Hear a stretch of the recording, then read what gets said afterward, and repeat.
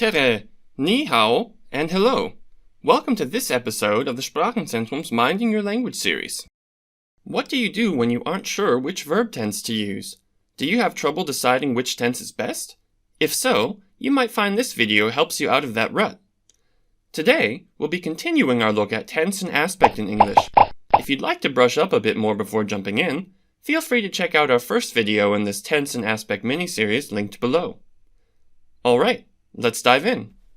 In our last video, we looked primarily at something called happenings, which we divided into events and processes. Quick reminder. A happening, simply put, is something that happens. Happenings can be broken down into events and processes. Events are whole happenings, from beginning to end, that cannot be separated. We can imagine them as a locked box, containing all parts of the event inside. Processes are the stuff that makes up events and are ongoing. They can be thought of as the stuff happening inside the locked box. The events and processes we talked about in the last video used verb tenses that described finished activities in the past, were in a perfect form, were continuous, or were a combination of two or more of those things. But what do we do when we need to discuss things that are true all of the time? Or perhaps talk about habits we have?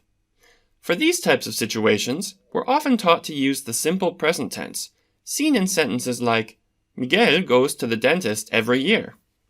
We can picture the event, the completed action of going to the dentist, overlaid multiple times over the infinity sign. We know that the event of going to the dentist happened last year, happened this year, and will happen next year and the years thereafter. It is possible that Miguel might decide not to go to the dentist in the future, but our statement that he goes every year is true at the time it is said. Let's call this type of situation a pure, which stands for perceived as unending and repeating entity. In this case, entity is just a fancy word for happening. Altogether, this basically represents a happening that occurs many times without an end in sight. For pures, we typically use the simple present tense. This is done to describe habits, like Miguel's praiseworthy trips to the dentist, but we can also use the simple present for pures in several other situations. For example, the simple present can be used to describe general truths, as in the statement, exercise is healthy. It was healthy in the past, it is healthy now, and we assume it will be healthy in the future. Another way to use it is to describe facts, as in the sentence, the sky is blue. This is simply true and will remain so. We also use it to describe long-lasting situations, as in the sentence, it snows in the winter at Riverbend University. Snow comes every year without fail. A further use is in news headlines, which we see in newspapers and on TV news programs. This one is a bit trickier to picture. If we take the headline, New government takes office tomorrow, we might ask ourselves how this can require the present tense. After all, 2 days after we read this, the government will be in office, and we'd have to say, the government took office yesterday. This is true, but if we think of the event as a news event, and not a government taking office event, the news event in the newspaper never changes, and always remains reported in the present tense. We use the simple present for instructions as well, as in, to make a pizza, first roll the dough. Pizza hasn't changed in a long while, and how we make it won't either. Another possibility for the present simple tense is what's called the narrative present, used in narratives, or stories, like movies and books. If we're telling somebody about a great movie we saw, we could say, and then the hero comes into the room and rescues everyone. This is because the movie itself never changes. It was the same yesterday as it is today, and will remain so in the future. Finally, we often see the simple present used to describe set schedules. If we look at the bus schedule to Riverbend University, we could say, oh look, the bus to campus leaves at 7 in the morning on Tuesdays. This is the case since we know that this was true last Tuesday, this Tuesday, and for all the Tuesdays in the foreseeable future. Whew, that's a lot of possibilities. It can certainly be hard to memorize them all, but the concept of pures should hopefully help if you're having trouble remembering a rule.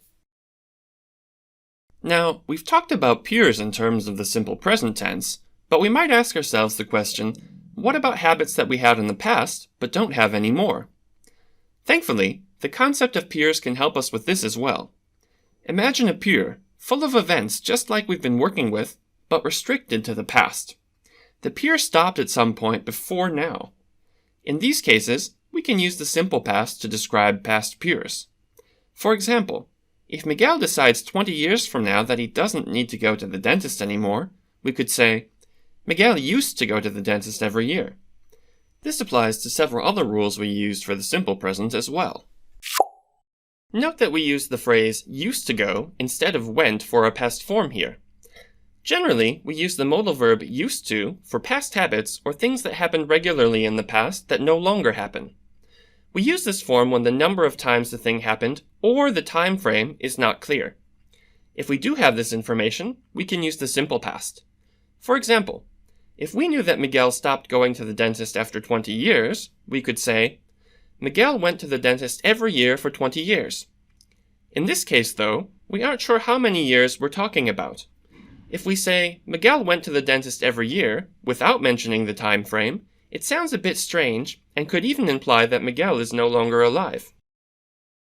If exercise is found to be unhealthy a long time from now, that general truth from today would not be true anymore. In the future, we would say, exercise was healthy. Today, it's a fact that the sky is blue. If there's a wild change in Earth's atmosphere in the future, though, it's possible the color could change. Then we would say, the sky was blue. Up until now, it has always snowed in the winter at Riverbend University. But, if the climate grows warmer in the future, this may no longer be true. We would then say, in the past, it snowed in the winter at Riverbend University. Finally, sometimes set schedules change as well. If our 7 o'clock Tuesday bus to the university is changed to 7:30 next semester, we'd say, the bus left at 7 on Tuesdays last semester. Okay, that's enough rules for today, but before we go, let's recap. Today, we've seen that perceived as unending and repeated entities, or peers, can help us to understand the simple tense, both in the present and the past. The simple present tense can be used to describe habits, general truths, facts, long-lasting situations, news headlines, instructions, the narrative present, and set schedules. The simple past can be used to describe many of those things as well, if circumstances change and a statement is no longer true.